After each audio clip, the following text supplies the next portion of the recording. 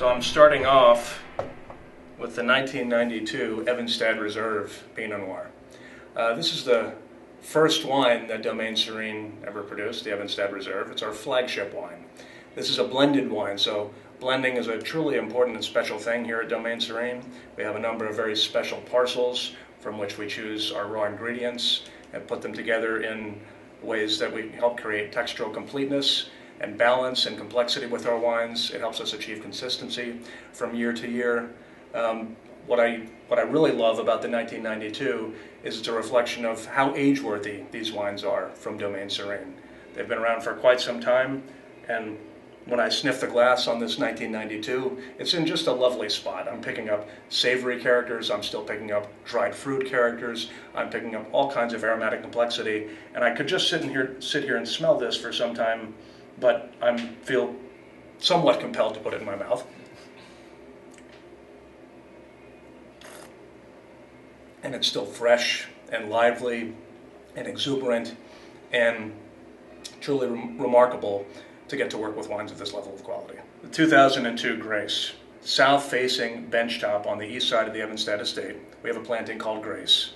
Those vines were planted in 1996, and one of the truly unique and special things about that particular planting is it seems to produce this wine that has this textural grace, no pun intended, this textural finesse, this silkiness. It has complexity, it has opulence, it has grace, all of these just truly fantastic things.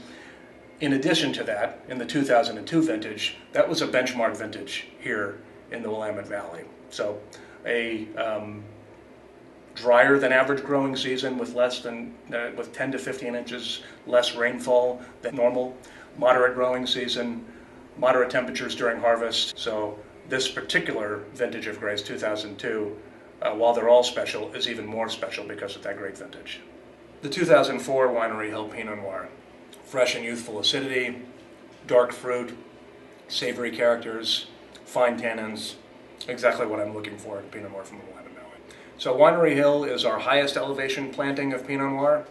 Interestingly, when the Evenstads first got into the grape growing business here in the Willamette Valley and purchased the Evenstad estate, someone told them that you couldn't ripen Pinot Noir above 400 feet.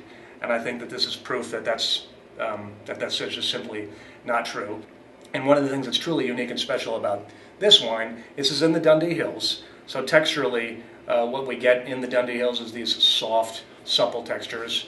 In some, different manifestations of that texture regardless of where it's planted. The 2004 growing season is kind of an example of a classic Willamette Valley vintage. Bud break was a little bit later.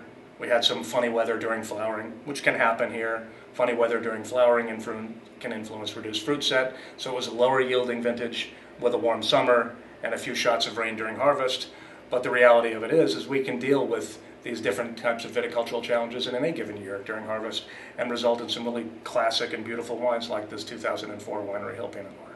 2005 Mark Bradford Pinot Noir. So Mark Bradford is named after Mark Bradford Evenstad, Ken and Grace's son, and it happens to be a unique and special planting on the west side of the Evenstad estate. It creates a wine that is powerful and brooding and structural. In some ways, a little bit like the wine or the person that this wine happens to be named after. But those are some of the unique things that I really like about this wine. From the east side of the Evenstad estate, we have something called Grace that's supple and silky and finessed. But Mark Bradford is a really powerful wine with dark characters, with volume, with intensity.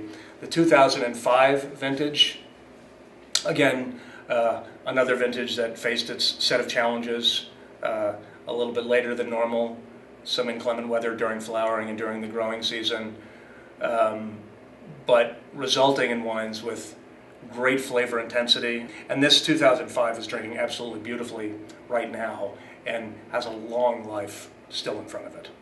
This is the 2005 Clos de Soleil Chardonnay.